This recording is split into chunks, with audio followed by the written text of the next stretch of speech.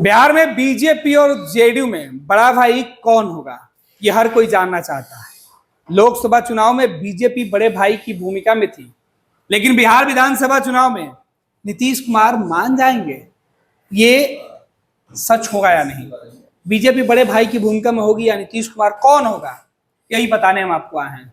क्या नीतीश कुमार फिर से दमखम दिखाएंगे, बीजेपी नीतीश के आगे झुकेगी? ये तमाम बातें बताएंगे हमारे वरिष्ठ सहयोगी विवेकानंद जी कि नीतीश कुमार की पार्टी कितने सीटों पर लड़ेगी और बड़े भाई की भूमिका में कौन होगा। विका जी, विधानसभा चुनाव के लिए कभी भी घोषणा हो सकती है, लेकिन दोनों ही गठबंधन सीट बंटवारे पर अब तक आधिकारिक तौर पर ऐलान नहीं हुआ। लेकिन जो खबर आपके पास है कि जेडीयू बीजेपी में लगभग बात बन गई है, बड़े भाई की भूमिका में कौन होगा, हर कोई जानना चाहता है। बिल्कुल, बड़े भाई की भूमिका और सीट बंटवारा पर चर्चा सभी जगह हो रही है कि कब सीटों का बंटवारा होगा। लेकिन जो खबर है, वैसे सीटों का बंटवारा ना तो एनडीए में हुआ है और ना महागठबंधन में हुआ है। इस मामले में दोनों दल कहीं ना कहीं बराबरी पर हैं। लेकिन जो बड़ी खबर है, जो जानकारी वाली खबर है, वो यही है कि एनडीए में सीटों के बंटवारे पर लगभग सहमति खास करके बीजेपी और जेडीयू में बनते हुए दिखाई पड़ रही है। बाकी के जो तीन सहयोगी दल हैं वो भाजपा पर निर्भर हैं, जेडीयू को उससे मतलब नहीं है। तो सवाल यही है कि लोकसभा चुनाव में तो बड़े भाई की भूमिका में बीजेपी थी, क्या 2025 के विधानसभा चुनाव में भी बड़े भाई की भूमिका में बीजेपी होगी? क्योंकि बीजेपी के पास ज्यादा वर्तमान में ज्यादा विधायक हैं। 2020 में ज्यादा विधायक चुन करके आए थे। मुकेश सहनी की पार्टी के 3 विधायक भी बीजेपी में शामिल हो गए। तो वैसी स्थिति में बीजेपी विधायकों की संख्या वर्तमान की बात करें तो सबसे ज्यादा है। नीतीश कुमार की पार्टी तीसरे नंबर पर है। क्या 2025 में नीतीश कुमार बड़े भाई की भूमिका में होंगे? 43 सीटों वाली पार्टी जेडीयू इस स्थिति में है कि वो बड़े भाई की भूमिका में हो। जो खबर है वो खबर चौंकाने वाली है कि नीतीश कुमार विधानसभा चुनाव में कोई दबाव, मतलब बीजेपी के दबाव में नहीं आने वाले। यह क्लियर हो गया है, यह साफ साफ मैसेज चला गया है और बीजेपी ने इसे स्वीकार भी कर लिया है। आप इसको ऐसे कह सकते हैं कि बिहार विधानसभा चुनाव में नीतीश के हिसाब से ही बीजेपी चल रही है। बीजेपी चाहे केंद्र की सरकार में हो, बिहार में सबसे ज्यादा विधायकों वाली पार्टी हो, लेकिन विधानसभा चुनाव 2025 में नीतीश कुमार के हिसाब से ही, नीतीश कुमार के मन के मुताबिक ही बीजेपी काम करेगी। करीब करीब इस पर फाइनल मुहर लग गई है। और जो खबर है वो खबर यही है कि सीटों कितनी सीटें मिलेंगी वो भी तय हो गया है। जो जानकारी है, जो सोर्सेज बता रहे हैं वो यही बता रहे हैं कि 2025 विधानसभा चुनाव में नीतीश कुमार बड़े भाई की भूमिका में होंगे। यह क्लियर हो गया है और यह क्लियर अब तो जेडीयू के नेता भी कहने लगे हैं कि बड़े भाई की सीट बंटवारे में भी, छोड़ दीजिए चुनाव के बाद क्या परिणाम होगा, लेकिन सीट बंटवारे में भी बड़े भाई की भूमिका में जेडीयू होगी। यह साफ तौर पर यह तय हो गया है। बीजेपी और जेडीयू के बीच यह सहमति बन गई है। तो बड़े भाई की भूमिका में कैसे होगी नीतीश कुमार की पार्टी? तो नीतीश कुमार की पार्टी बड़े भाई की भूमिका में इस स्थिति में होगी कि दोनों के बीच जो सीटों का बंटवारा हुआ है उसमें से एक ज्यादा सीट, मतलब एक अधिक सीट जो है, एक सीट ज्यादा जेडीयू को मिलेगा और तब तो बड़े भाई की भूमिका में हो जाएगी।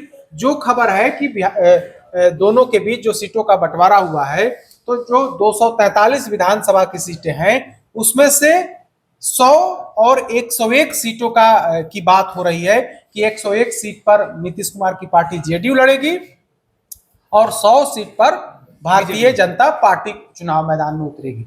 और बाकी की जो 42 सीटें बचती हैं उसमें से 3 सहयोगी दल, जो खबर है वो खबर यही है कि 42 सीटें जो बचती है उसमें से चिराग पासवान, जीतन राम मांझी और उपेंद्र कुशवाहा की पार्टी के बीच बंटवारा किया जाएगा। वैसे एक खबर यह भी है कि मुकेश सहनी जिस तरह से डिप्टी सीएम की जिद पर खूंटा गाड़े हुए हैं, हो सकता है कि इन वक्त पर वे भी, उनकी भी एंट्री हो जाए। लेकिन अभी तक का जो सिनारियो है, अभी तक की जो स्थिति है उसमें 42 सीट इन तीनों सहयोगी दलों में बांटा जाना है। 100 सीट पर बीजेपी लड़ेगी, बड़े भाई की भूमिका में जेडीयू होगी जो 101 सीट पर चुनाव लड़ेगी और तीसरे नंबर पर चिराग पासवान की पार्टी होगी। उसके बारे में कहा जा रहा है कि 24-25 सीटें उनको मिलेंगी, 10 सीट जीतन राम मांझी की पार्टी हमको, और 7 सीट जो है वो उपेंद्र कुशवाहा की पार्टी को मिलेगी। तो इस तरह से 42 सीट में 25 + 10 + 7 = 42, इस तरह से सीटों का बंटवारा होगा। और 100 + 101 201 हो गया, और प्लस 42, तो इस तरह से 243 की संख्या जो है उसका बंटवारा होगा।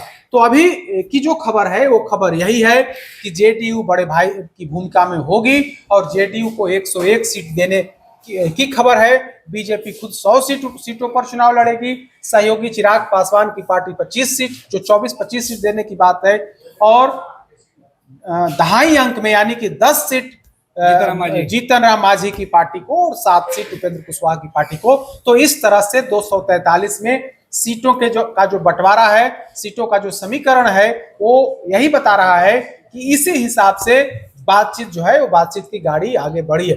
अब देखना होगा कि इसमें जीतन राम मांझी स्वीकार कर लेते हैं, चिराग पासवान स्वीकार करते हैं, क्योंकि चिराग पासवान का दावा है कि 2024 के लोकसभा चुनाव में उनका 100% स्ट्राइक रहा। 5 सीटें हमें दी गई और 5 की 5 सीट हमने जीत लिया, तो उस हिसाब से मेरा सबसे बेहतर स्ट्राइक रेट है, उस हिसाब से हमें सीटें दी जानी चाहिए। तो एक लोकसभा क्षेत्र में 6 विधानसभा होते हैं, तो चिराग पासवान के हिसाब से कम उनको वो 30 सीट चाहते हैं। लेकिन भारतीय जनता पार्टी के बारे में कहा जाता है, जो जानकारी है, कि भारतीय जनता पार्टी 20 सीट से ज्यादा देने को तैयार नहीं थी, लेकिन जो बात आगे बढ़ी है उस बातचीत में बीजेपी तैयार है कि हम 20 से अधिक सीट चिराग पासवान को दे सकते हैं। 25 से ऊपर तो नहीं, लेकिन 25 और 20 के बीच में वो सीटें दी जा सकती है।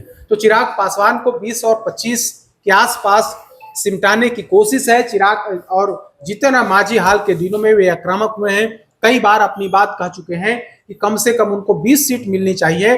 तो 20 सीट तो देने की तैयारी नहीं है, लेकिन 10 सीट भारतीय जनता पार्टी दे सकती है। उपेंद्र कुशवाहा को लेकर के भी यही खबर है कि 6 या 7 सीट उनको दी जाएगी। तो कुल मिलाकर के आज की तारीख में स्थिति यही है। जो खबर है वो खबर यही है कि जेडीयू बड़े भाई की भूमिका में 101 सीटों पर चुनाव लड़ेगी, भारतीय जनता पार्टी 100 सीट। अगर आप 2020 चुनाव की बात कर लें तो 2020 के चुनाव में भी जेडीयू बड़े भाई की भूमिका में थी। सीटों का बंटवारा हुआ था तो 121 और 120 इस तरह से सीटों का बंटवारा हुआ था, लेकिन 122 प्लस और 121 हुआ था। तो 122 जेडीयू के खाते में, तो जेडीयू ने अपने खाते से 7 सीटें जो है जीतन राम मांझी को नीतीश कुमार ने दिया था। तो 115 सीट पर नीतीश कुमार की पार्टी चुनाव लड़ी थी, और भारतीय जनता पार्टी को जो 121 सीटें मिली थी उसमें 121 में से 11 सीटें मुकेश सहनी को बीजेपी ने अपने खाते से दिया था, और बीजेपी 110 सीट पर चुनाव लड़ी थी, मुकेश सहनी को 11 सीटें दी गई थी, और नीतीश कुमार की पार्टी को जो 122 मिला था उसमें से 7 सीट जीतन राम मांझी को दे दिया। लिहाजा जेडीयू 115 सीटों पर चुनाव लड़ी थी। तो पिछली बार भी 110 और 115 सीट तो बड़े भाई की भूमिका में नीतीश कुमार ही थे, लेकिन चुनावी समीकरण जिस तरह से हुआ, चिराग पासवान की पार्टी अकेले चुनाव लड़ी, और कहा जाता है कि उसमें बीजेपी के कई नेताओं ने खेल किया। इस वजह से 2 दर्जन ऐसी सीटें हैं जहां से जेडीयू को हार का सामना करना पड़ा।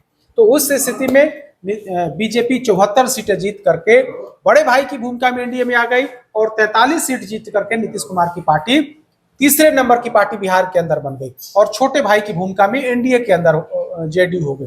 तो इस बार वो स्थिति नहीं होगी। जेडीयू फूंक करके कदम रख रहा है कि 2020 वाली गलती इस बार नहीं दोहराई जाए। 2020 में जिस तरह से पीठ में छुरा घोंपने का काम किया गया वो स्थिति नहीं हो।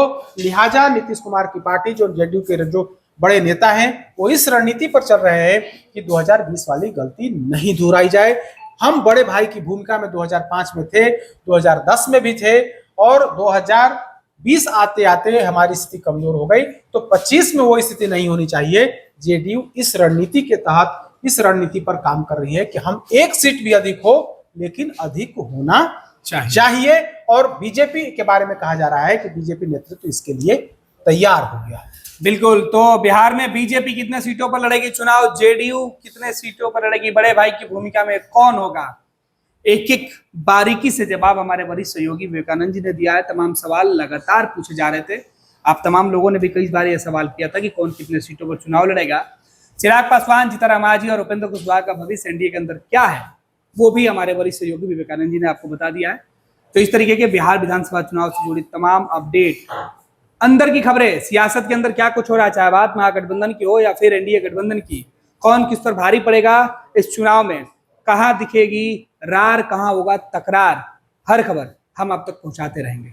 गोल, जहां 27 वर्षों के सफर में 17,000 से भी अधिक छात्रों ने डॉक्टर एवं इंजीनियर बनकर भरे सफलता की ऊंची उड़ान, जहां साधारण छात्र भी बिहार टॉपर्स बनकर बना रहे इतिहास।